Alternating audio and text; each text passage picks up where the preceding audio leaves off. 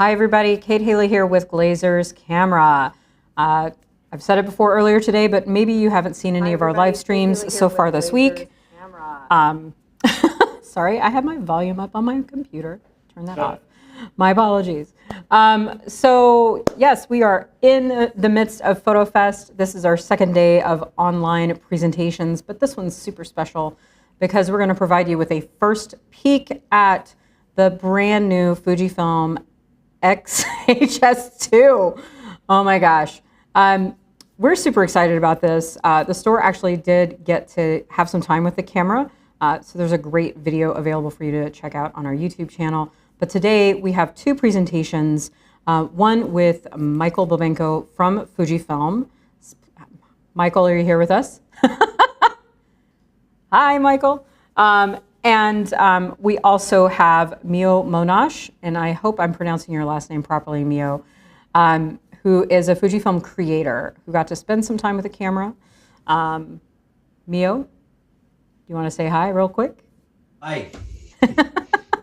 I want to thank both of you guys for joining us today and this opportunity to get both the technical side and experience about the camera as well as the creative side. It's really great to bring both of these together.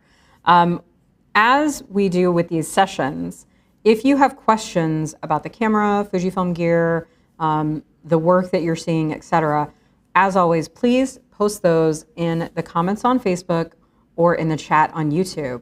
What we're going to do is we're going to do Michael's presentation first, and then we'll do a little Q&A, and then we'll do Mio's presentation and do a little bit more Q&A. As always, don't be shy with those questions. What I'd love to do is, Michael, we're going to start with you. Can you tell us a little bit about what you do in your role with FUJIFILM? Well, it's a more of a question of what don't I do. I do a lot of this. I'm the professional markets training manager. I also happen to be our cinema liaison on the Cine side of stuff of the electronic imaging division. I've been with the company over 30 years, wow. Gray hair. So yeah, I used to shoot 8x10 chrome film, and now we're into the beautiful world of things like this and the GFX system. I do content creation, and I do a lot of trade shows. So okay. Awesome. But yeah, and of course I do YouTubes. We have a channel called From the Workbench where a lot of stuff gets explained. They tend to be about 15 minutes long, and there was one that came out yesterday on the camera. There's one coming out tomorrow on 2 new lenses. Okay. And one of those lenses is the 18 to 200? 18 to 120, I'm sorry. 18 right? to 120, yeah. Yeah, that's a gorgeous lens. I was super quiet focus, great zoom option for people who are doing cinema. It's a really nice lens.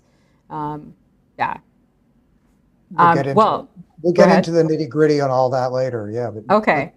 But what about Mio? Let's talk, Mio, why don't you share a little bit about you and what you do as a photographer, and I will share, Mio's doing an in-person presentation on Saturday, and he's going to talk about his creative journey using FUJIFILM gear. And so we can dive into, maybe high level, share a little bit about what that might be about too, Mio. Yeah, sure. So I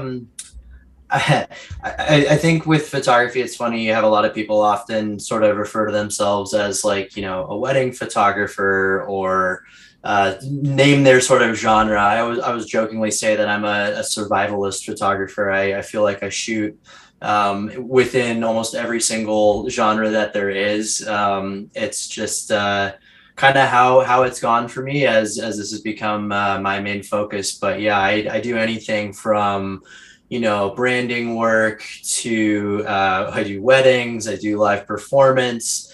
There are times that I find myself, doing some sports, events, and real estate. I literally shoot everything. So, I think, and this will come up both with this camera, but also then, in our live event over the weekend. I think that where I'm really passionate about Fujifilm cameras is there's something for everybody and something really focused to each of the different sort of use cases that photographers might have. And, hopefully anytime I'm able to work with Glazers, I'm able to sort of help people find that way to what's going to fit them best. So. Awesome. Well, and then with this particular camera, this will be a really great option for the filmmakers and the video content creators out there, or the people who are maybe doing stills and video. This camera is going to really be a great option for them. So with that said, let's go back to Michael. And Michael, can we get into the presentation and talk about some of those technical aspects of the camera? Yeah, most definitely. And I'll try not to dwell too much on a lot of, detail. I don't want to bore people. So it's definitely a screamingly great stills camera. But it is very, very also, at least from our standpoint, a truly cinema capable camera. The first really totally cinema level camera that we've made. So we'll talk about I guess some of the details on why we feel that.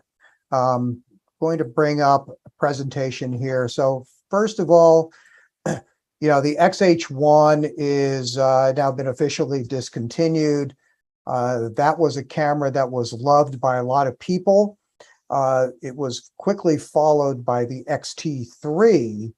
And so the H1 ended up being a little bit overshadowed.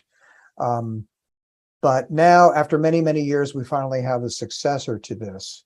So you can see the differences. Obviously, there's the physical size difference where the new camera, the 2S, is actually a little bit smaller, believe it or not.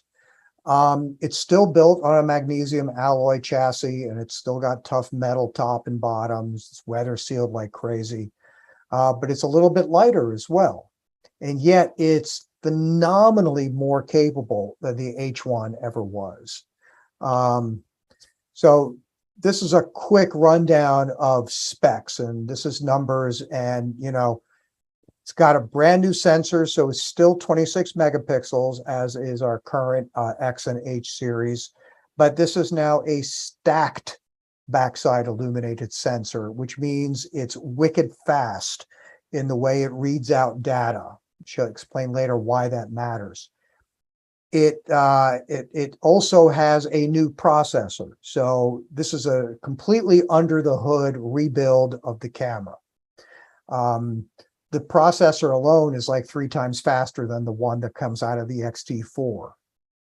It's got a new EVF. The EVF has over 5 megapixels. Has a new optical system for the EVF. So it's really good for people with glasses because it has a better eye point. The mechanical shutter is a completely new shutter mechanism. So mechanically, it goes up to 15 frames a second. In electronic shutter, we can now hit 40 frames a second. That's 40. That's an electronic shutter. But the mechanical shutter is also tougher.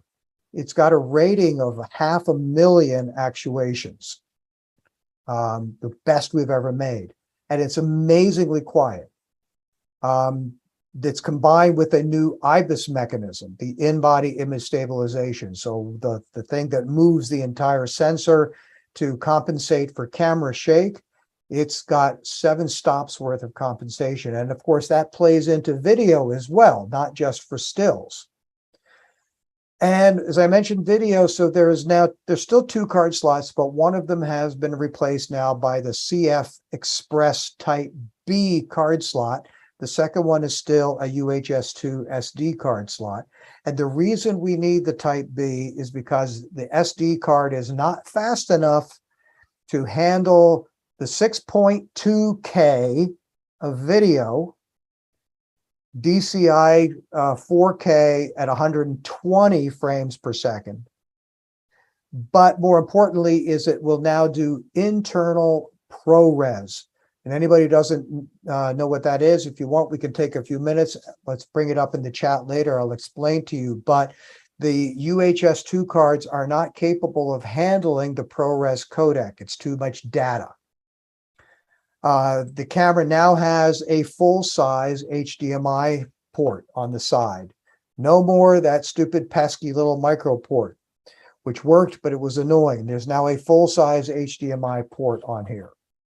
So it goes on sale in early July. July 7 is the date I've been hearing, and the price for this is going to be $2,499. It's a very competitive price.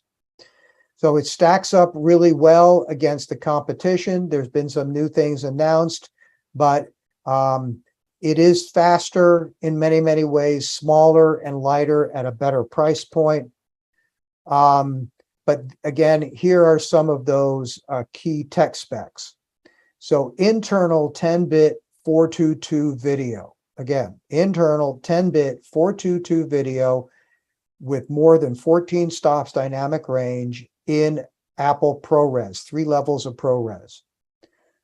An incredibly fast and accurate autofocus system. And this is because it's been programmed by way of an artificial intelligence bunch of algorithms, including now something new called subject detection, which we've seen crop up in some other cameras. But now this means you can have it detect cats, dogs, planes, vehicles, things like that, as well as much, much better face detection. It has a new buffer, a huge buffer. You almost can't max out the buffer. High-end video by way of the HDMI out. With an Atomos recorder, you can do 6.2K ProRes RAW. You can do 6.2K Blackmagic RAW. But again, that's by going externally through the HDMI. And as I mentioned, it has a new sensor. So it's the 5th generation. It's the X-Trans CMOS 5 HS, high speed. And it's the 5th generation X processor as well. So again, I'm going to reiterate, so we are sticking with the X-Trans RGB layout. This is not a bare pattern sensor. It's the comparison to the old sensor. Like I said, so one of the big things about having the stacked sensor design is if you look, greatly, vastly improved rolling shutter characteristics. The rolling shutter characteristics on this are 3 times faster than what we had on the XT4. So that means much, much less of that jello effect, much less of that skewing effect that you get when you're panning with something. I'm going to skip that.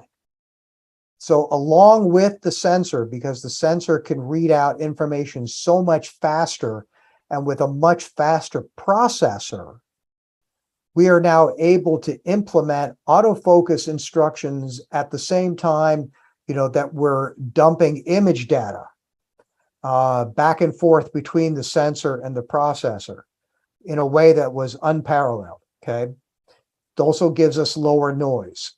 Now, it's giving us lower noise because of the way the internal electronic wiring of the stack sensor now is able to shunt the signal image out quicker. It means it doesn't heat up as much, and because it doesn't heat up as much, there's lower noise. Again, like I said, this is just an overview of what that processor is capable of. We've got the video codec options now. The HDMI out is now better. It's HDMI 2.1, not just 2.0. And we also have better in-body image stabilization. As you can see, these are some of our brags. So again, we're going to see some more details about this. So I have actually been quite impressed with this subject detection.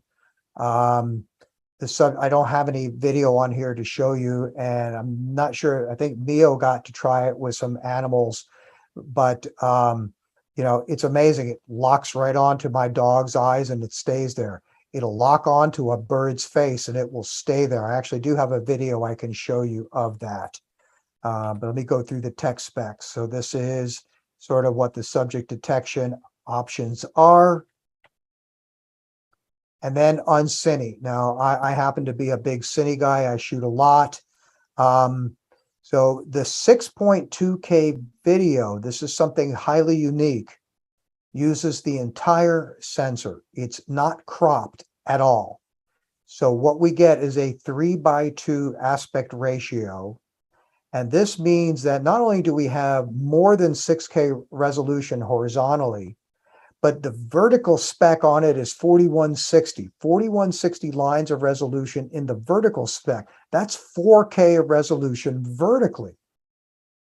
And what this is, of course, very, very cool for is it allows you to reposition in post.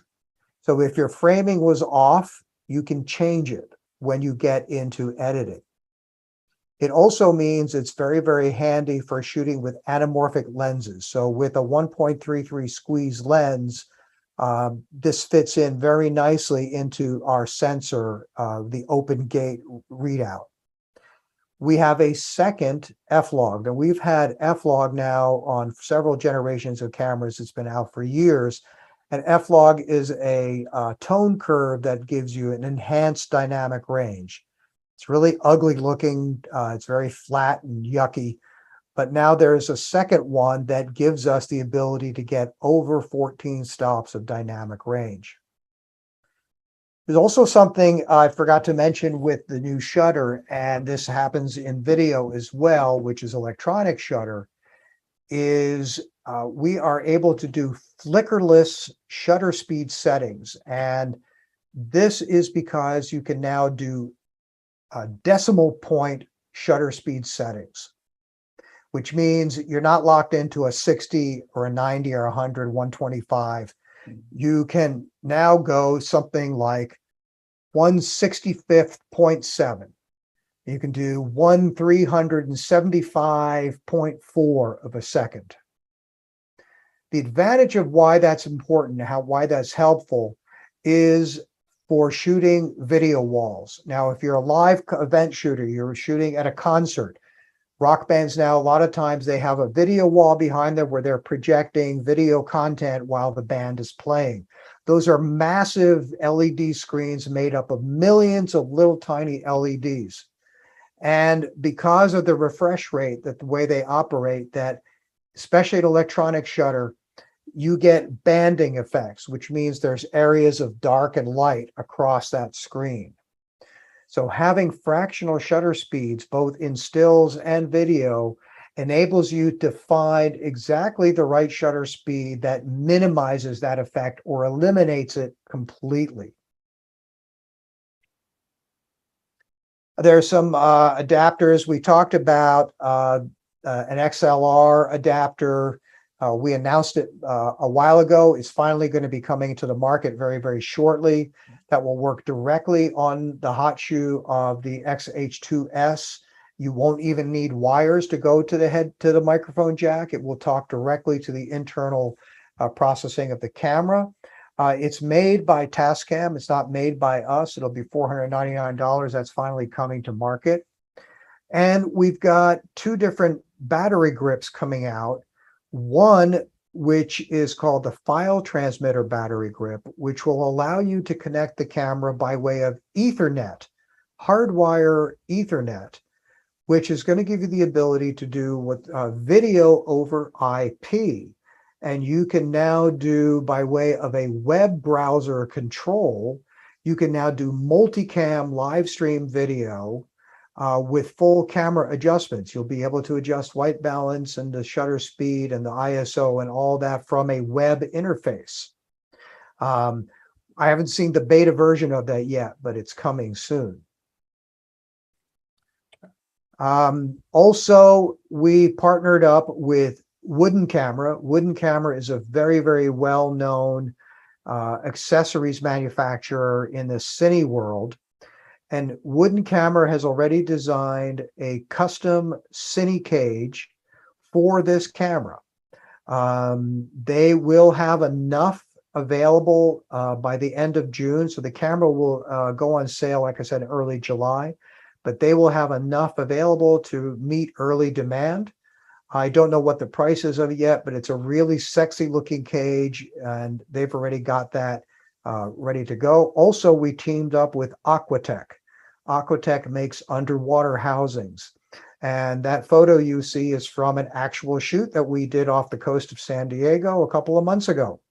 where we actually took this camera and we shot a surf video. That video will be showing up online sometime soon. Then there's 2 new lenses that were announced. Now, this happens to be, I think, Mio's new favorite piece of optics. It's the XF 150 millimeter to 600 millimeter 5.68. It will be available around the same time as the camera comes out. And it's technically, it's a couple hundred grams heavier than the 100 to 400. But honest to God, there's something about the way it's balanced. It feels lighter. I don't know why, but there's nothing heavy about this lens. Razor sharp, amazing autofocus speed, 5 stops of built-in optical image stabilization, which is actually very, very important. You say, well, you've got IBIS in our cameras, but with longer lenses, having optical image stabilization actually becomes more important than the IBIS. And the price for that lens will be $19.99. And then, as we talked earlier, there is now a new power zoom lens, an 18 to 120 f4. Now it's a flat f4. And as you zoom, it will not shift, it will not flicker. It's also, amazingly, for an $899 lens, it is a par-focal design. And if you go to my From the Workbench video tomorrow, you'll be able to see some demonstrations of this. Par-focal means that as you zoom the lens, the focus doesn't change. It stays locked on to where you had it. So for cine and documentary and other kinds of video applications, this really, really matters. I'm going to stop with the PowerPoint at this point. I know Mio will talk about it, but this is the 150 to 600, just so you can see relative to my head, yeah, it's a bit long, but it's honestly not heavy. You can hold it with one finger and it's quite comfortable. I really like the white reflective coating on this, which if you're out shooting in the sun, if you're going to be shooting a baseball game in August, you don't want your lens to heat up and get hot, and then it expands and contracts and things go out of whack. So that's the reason for that white coating. It's internal zoom, it's internal focusing. Notice no elements are moving on it. And the power zoom lens, the PZ, is something really cool and unique. So there is now a zoom focus control ring on here, which it doesn't spin all the way around, and it's got springs on it. So you turn it one way, the zoom extends, you turn it the other way, the zoom comes back. But there's a button on the side here marked ZF, zoom focus. You can switch the operation of that power control ring to be motorized focus if you want. Yep, you can do motorized focus. It does have a standard zoom ring and a standard focus ring as well. So this thing is remarkably lightweight, incredibly sharp, good optics, and it's only $899. All right, so that's enough of me talking. Does anybody have any questions about any of that? Well, let me ask one question about the lens, about the 18 to 120. Can you program like that transition? Do you know what I mean? Like if you're focus pulling, can you program how quickly it transitions as you're focusing? Yes. Okay. Also, there's 2 little rockers on the side here underneath what the ZF is. There's also rockers. So besides turning the ring, if you don't want to turn the ring, you can just get your finger up on these rockers and push up or down. In the menu, and this is right now, it's only on the new camera. In the menu, you can tell it you want it to move fast or you want it to move slow. So you would program that ahead of time of what those buttons do. With the control ring, the speed is determined by how far you turn the ring. If you turn the ring all the way, it goes faster. If you turn it just a little bit, it creeps really incrementally. That's awesome. Now, so there will be firmware coming for to give you those options for the XT4, the XT3, and the XS10 cameras. Okay, Those that are makes the sense. only three that will get that firmware to work with this. Devin is sad because he doesn't have one of those cameras right now, but I'm excited because I have the XT4. The other question that I had, well, okay, someone in the chat is asking, and you probably haven't done any comparisons yet, but somebody somewhere may have by now. Thoughts on the sharpness of that lens compared to something like the 16 to 80? No difference. No difference. Okay. I mean, Yeah, this lens, I'm going to say was actually designed out of the same engineering group that makes our cinema optics. Okay. So really stellar. Okay? Same ones that make the $50,000 Premista lenses. Okay, designed this thing. No. Awesome. Okay. So Devin has a question about the XLR adapter, which he was like, oh, I'm going to have to get that when you were talking about it. Does it require batteries of its own? And is it able to provide phantom power? So I have yet to actually see one physically. Okay. Okay. So full disclosure, Not sure it will have a phantom power option that I know for a fact. So I'm going to assume that means the batteries are going to be helpful for that. My understanding though is it will draw power from the camera also. Okay. But I don't know if it's going to do phantom. You're probably going to need to have batteries in it. But again, I'm not going to BS you. I have not seen one of these yet, so I can't answer that question with 100% confidence. And so I'll ask a question related to running the camera. Are you able to power the camera like plugged into a power source and shoot at the same time? Because I know sometimes that's an option. Yeah. Okay. So we can still, as we've done with other models, you can still power in via the USB-C. Okay. And one nice thing is this camera has a headphone jack on the body. When the T4, they took it out. Yeah, I know. And if you were powering through USB-C, you had no way to use the headphone adapter. So one way is to use USB-C in, so off of a power bank. Okay. The other way is something that I do on Cine builds all the time.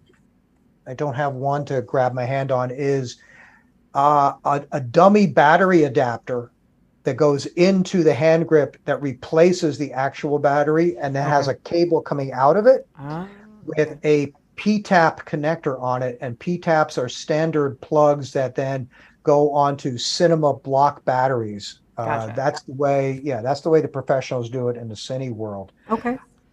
Very, very important. Speaking of accessories, I'm an idiot. I forgot where did I put it? I don't think you need to say that, but maybe you forgot something. No. But you're not an idiot. This is a huge accessory, but look how tiny it is, okay? This little thing, it's a cooling fan. Oh, that's right. Okay, I heard about this. Yeah. Because when I looked at the screen, on the back of the screen, I saw these little ports on the back of the screen when you pull the screen out. Yep. And so this little thing has got a couple little plugs on it, and it screws, you open the LCD, it screws onto the back of the camera, and it draws power directly from the camera, okay? And in the menu, you can have settings for whether you wanted to prioritize the temperature, or you want to prioritize noise. It's super quiet to start with. I mean, it really literally is. I'm not lying to you. It's super quiet. It's $199. Okay. And it's the only thing, we're the only manufacturer that has anything like this. This is a patented design.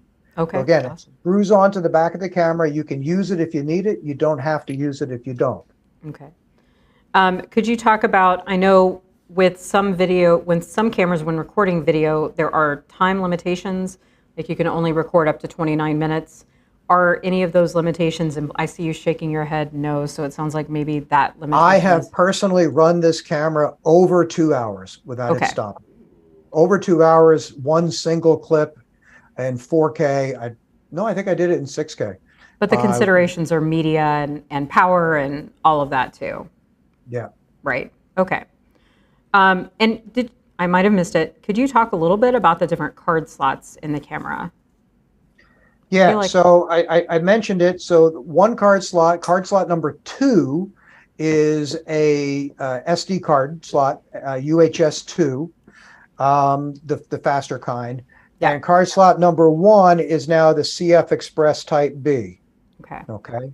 Not Type A, Type B. Type B. Not XQD, CF Express Type B.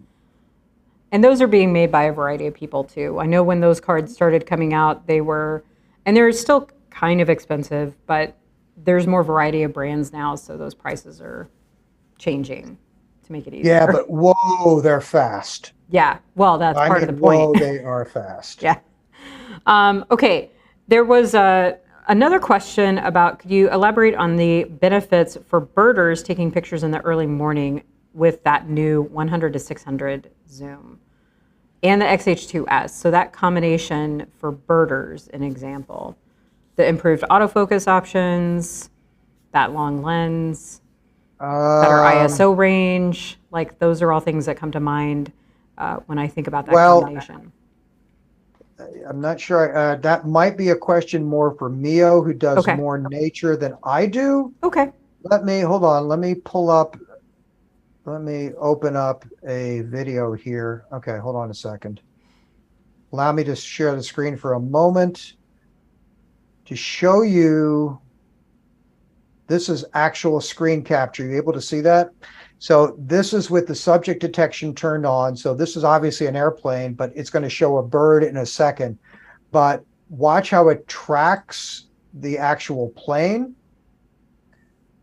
And this could be a little choppy because we're playing a video. Sorry about that. Yeah. And then that is with face detection turned on. It's able to lock onto the guy's face as he's doing that turn. Here is this bird. Yeah. It is tracking the bird's face, even with that incredible clutter of foliage in the background. And the bird is dark and the foliage is dark. And the bird is dark. Yeah. So it looks like Luke, that might be able to help you out with your bird photography there. All right. And that 150 to 600 is remarkably snappy. It really is. So that's a super great range. Yeah. Any other technical bits that you would like to share before we go ahead and switch over to Mio and talk about some of his experience with the camera creatively? Well, I mean, just on the sort of on the video and the data rates, so ProRes runs at like over a gigabit per second. The ProRes HQ hits like about 2 gigabits per second. It's an incredibly powerful codec, which is why it's professional standard. If you don't want that kind of range and you want to stay something more compressed, you can still get 422 10-bit all intra by way of H.265 and H.264 internally as well. Now, the data rates on that are, again, screamingly high. So 720 megabit per second. So the XT4 maxed out at 400 megabit per second. And even that is really amazingly good. Yeah. So this camera, you can do 720 megabit per second with compressed video. Wow. So you almost don't need to go to the ProRes if you don't want to. You really don't. That's for motion. If it's something like this where it's a talking head, there's not a lot changing in the frame. Compression is really not a problem. Right. But when there's a lot of motion, when the camera is panning, the camera is tracking, and you've got multiple subjects in the frame, that's where you don't want to compress the effect. Right. Okay. Awesome. Well, this has all been super helpful for everyone, I think. I know we have a handful of folks who are super excited with some of the questions that we were able to get answered so far today. And I haven't mentioned this yet, but you can pre-order your very own X-H2s or one of these awesome new lenses simply by going to Glazer's website and searching for those products or giving the store a call. The joy of a pre-order is that it gets your name on the list, so when we get them, you get kind of first dibs depending on where you are in that list. It will just basically help it get to you sooner. All right. So, Michael, what I'm going to do now is, first of all, thank you for all of the technical info about the new X-H2s. And we're going to shift gears a little bit and talk about the creativity and the aspect of that experience with Mio, who's a Fujifilm creator and had some time to work with the new X-H2s in the field. So, Mio, let's switch over to you. Cool. Let me just get my screen share going.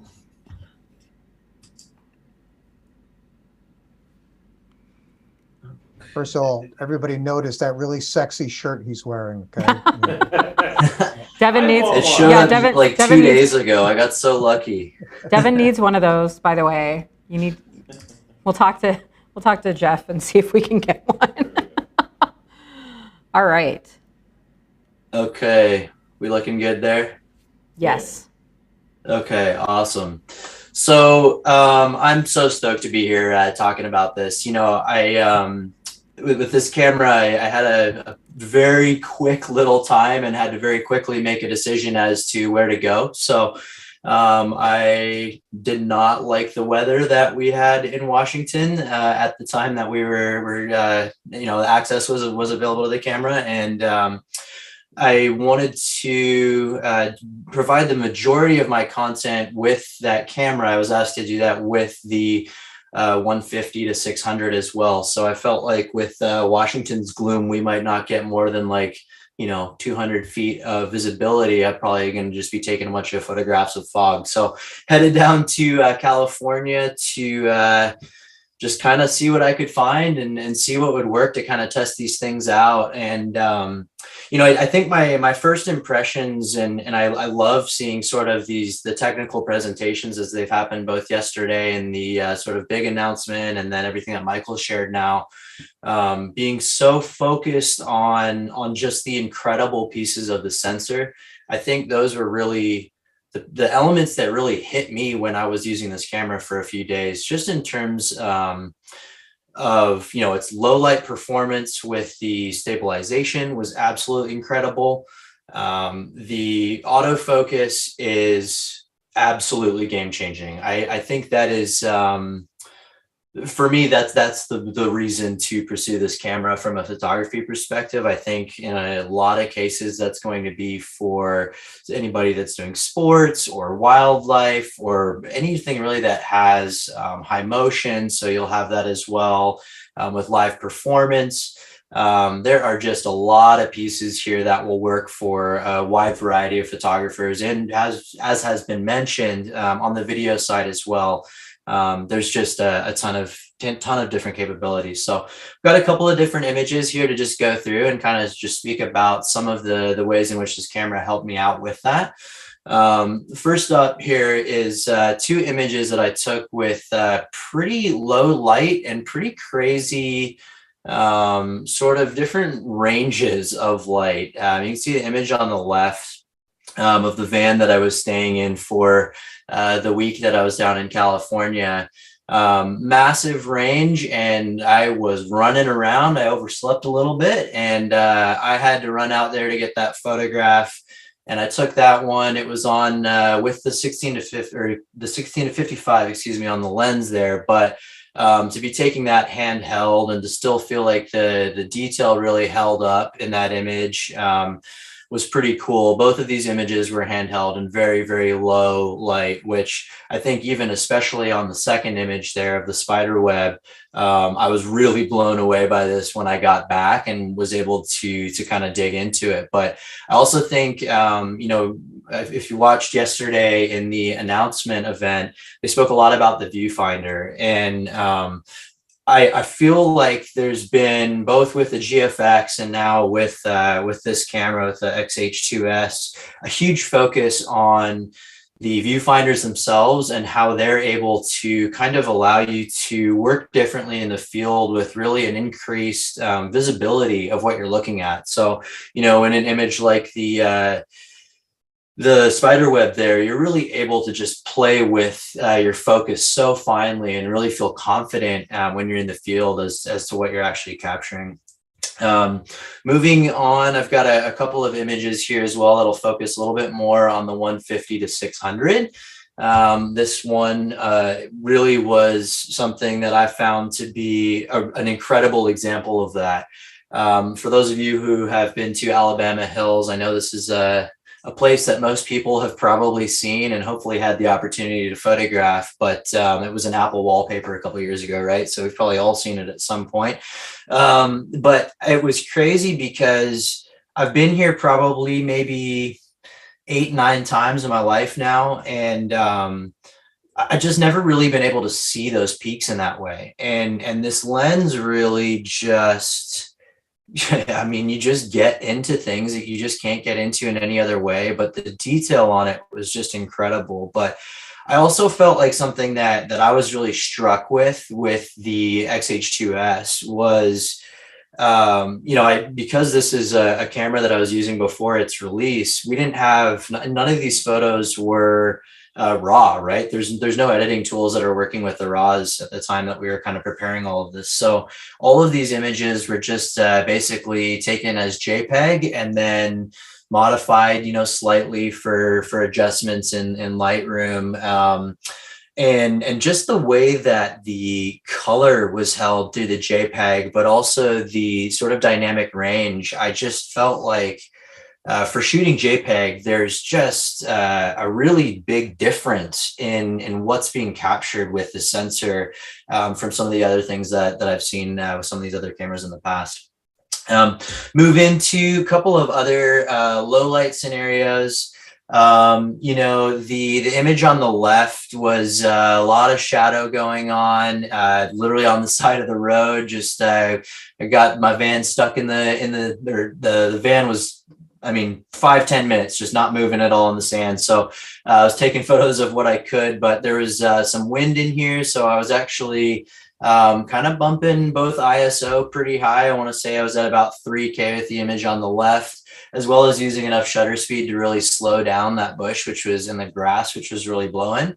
And then on the right, this image was taken with the 150 to 600. I believe I was pushed all the way up to 600 millimeters. I was probably about a half mile away from these rocks, and the image is taken handheld.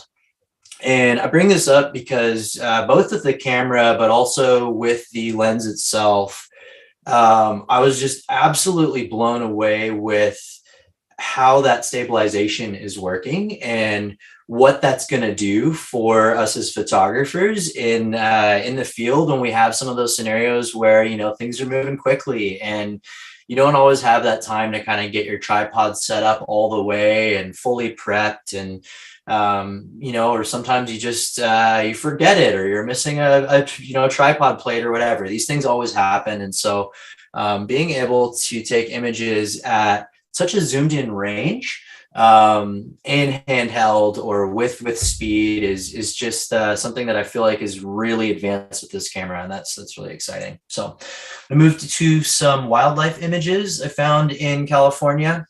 This was probably the thing that really struck me the most. I really am looking forward to testing this a little bit more.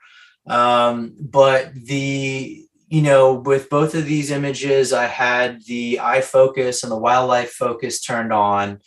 And I just, as we saw in that video that Michael showed, I mean, that's probably a better example than a still here, right? But you've ever been on the beach, these birds are moving super fast onto the next French fry or whatever else gets thrown away.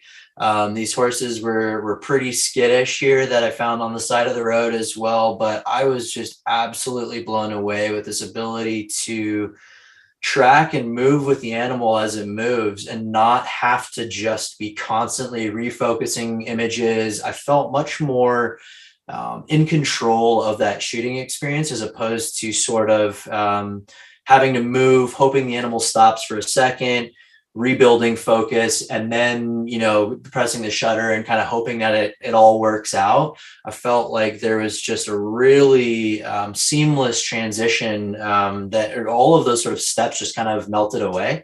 Just felt very sort of natural and immediate to getting into the images that I was hoping to get. But I think also then to just speak a little bit towards the lens, and the 150 to 600, I just, the detail, you'll notice in the, in the horse's hair, right? To be able to get that kind of sharpness, you'll see it on sort of some of the feathers there of the bird, the sharpness, but then also the fall off in these images. Michael said that he suspected this might be my new favorite piece of glass for the Fujifilm lineup, and I can confirm that. I don't know. I don't know what we've been doing without it. I'm just so excited to use this really as often as I can moving forward.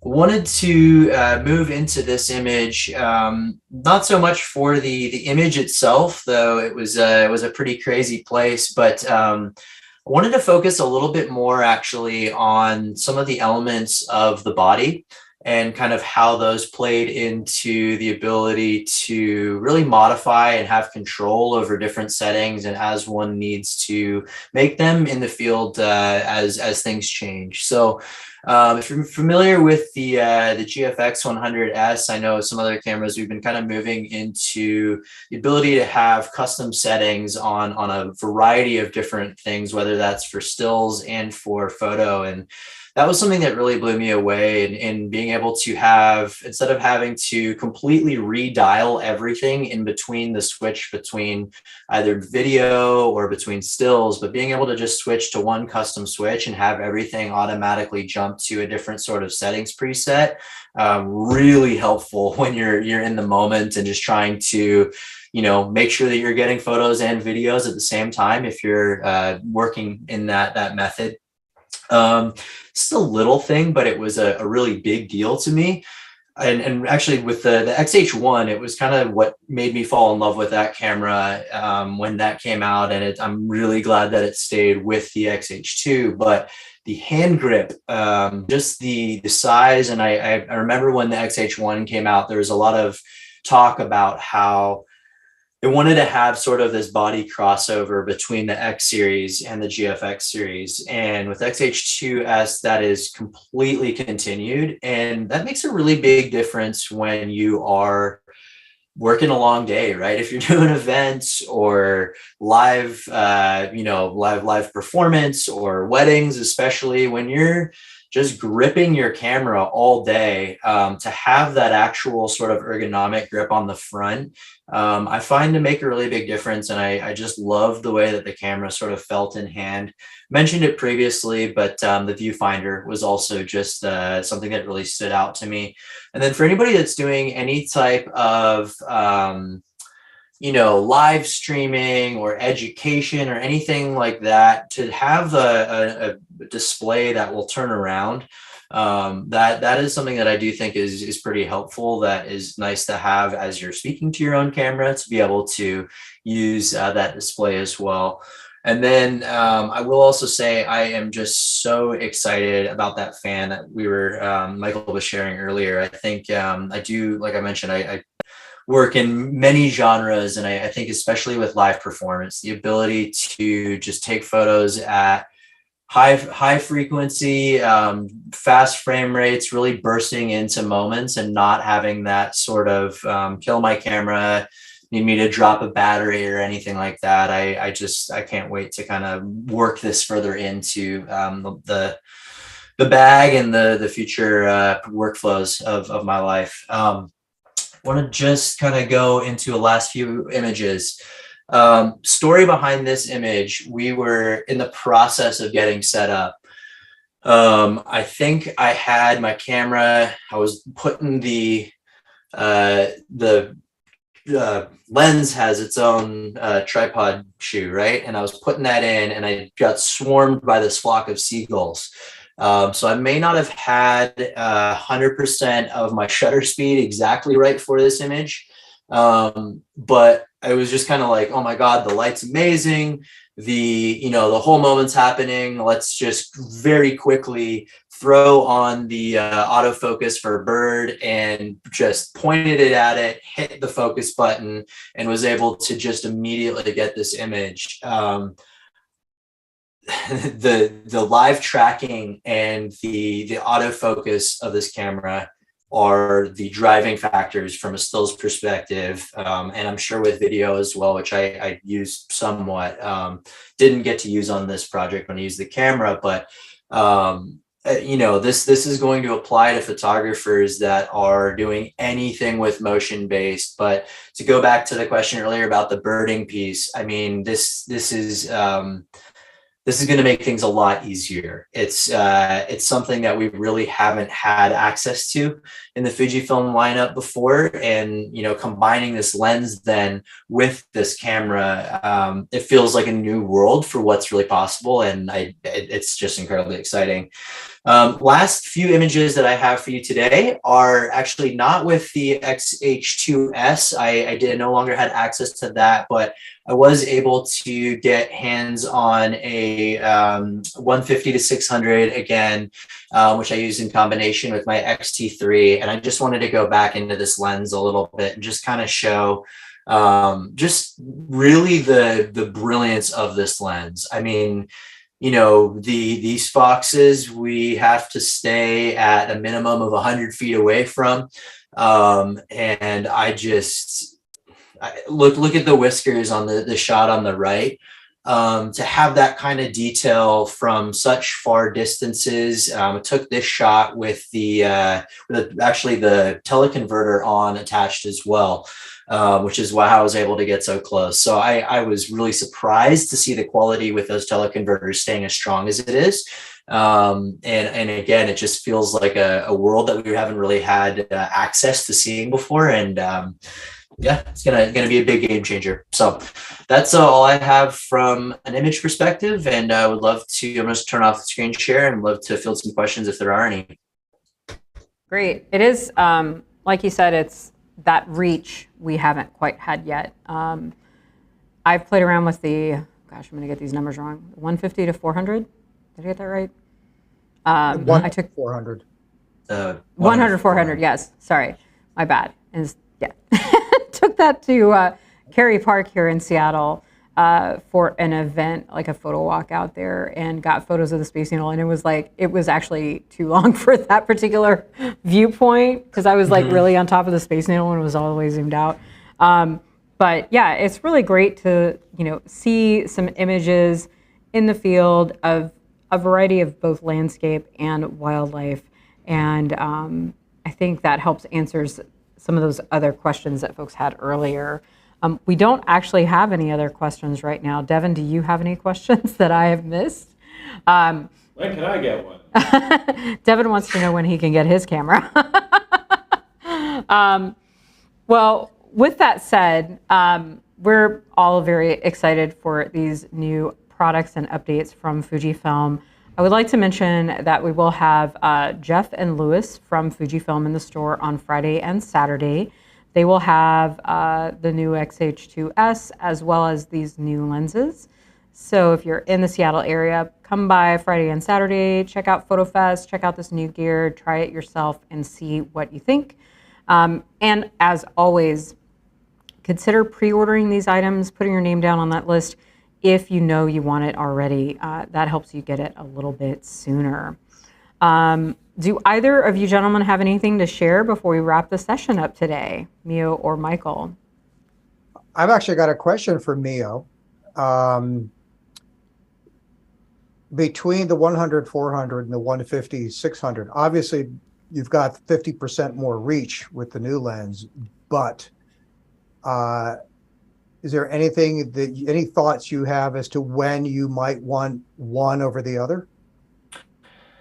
Yeah, that's a great question. And I'd have to actually look at some of the specs to see if there are things that maybe I'm not considering in this answer. But I think my immediate sort of feel would be if there are instances where you're going backpacking or going into the backcountry, having a smaller piece of glass is going to probably make a big difference. And I do feel like the physical size of the 150 to 600 is a pretty big difference to the 100 to 400. I have to say that a huge part of where I was so excited about the 150 to 600 is that I was out, I think it was 2019, it's about 3 years ago now, with these same foxes on San Juan Island. And I was using the same range extenders that I have now that I've used with this 150 to 600. And the difference between just sort of the sharpness and where I feel like the fall off in the images between these two, I would say that the 150 to 600 just feels like it performs at a much stronger level. So, I think it's kind of always that trade-off, right? Of like, is size and weight a factor in this moment and day? And if so, then maybe you've got to pull back a little bit in what you're able to get in terms of length.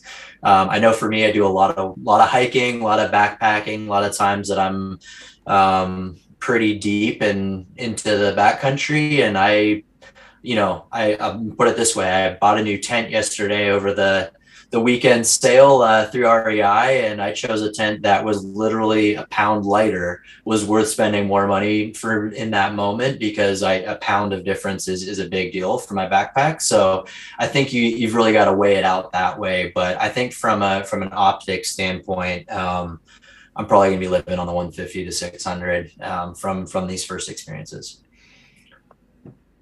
All right. Well, thanks for that additional question, Michael. I appreciate that.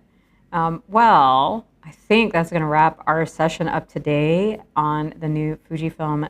I almost said GFX. I'm so sorry. Well, I mean, the body is similar to a GFX. I was thinking about that earlier. It's more that, it's getting into that. It's kind of like a GFX and the X-T4 combined when I think about like some of the features. They are hard to tell apart when you look down on them. Yeah. The top is almost identical. Yeah, it really is. Anyhow, it is the X-H2s, my friends. Thank you both for the technical side, the creative side. It's just really great to have both of those aspects as we talk about this new camera. For everyone who is still with us, thank you for tuning in today. We hope to see you this weekend during PhotoFest. The sale starts on Friday. We'll have Fujifilm reps in the store on Friday, and all the other programming will be happening on Saturday and Sunday. Everybody have a great day. Michael, Mio, thank you so much. And Mio, we'll get to see you in person on Saturday. Yeah, excited about that. Thank you so much. All right, thank you. Have a great day, everybody. Bye. You too. Take care.